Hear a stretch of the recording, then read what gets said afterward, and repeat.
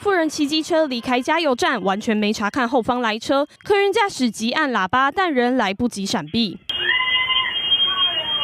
妇人被撞倒后，还被往前拖行，最后下半身卡在车底，不断出手拍打车身，向旁人求救。不行，我要换位置。你要换位置，他的脚在这边，没办法。警消到场后立即展开救援，但因妇人受困位置，器材难以施力，过程一度受阻。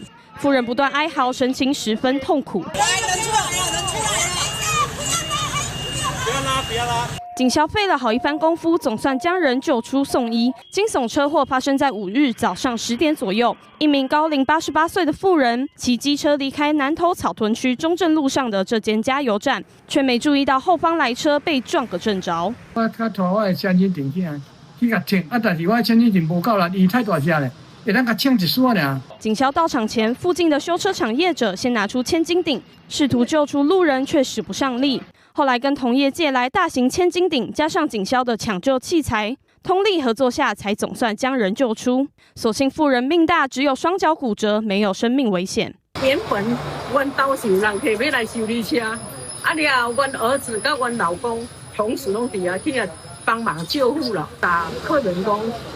要等一下，等到因把遐工作完成，较来带你做理由。警方针对肇事原因调查厘清，并依道路交通管理处罚条例，针对肇事者违反交通法规行为，自单举发。警方调查，这名88岁的老妇人驾照没有问题，但她因为没有注意左右来车，突然切入车道，违反道路交通处罚条例，最高可处1800元罚锾。镜新闻高木杰、许立琪采访报道。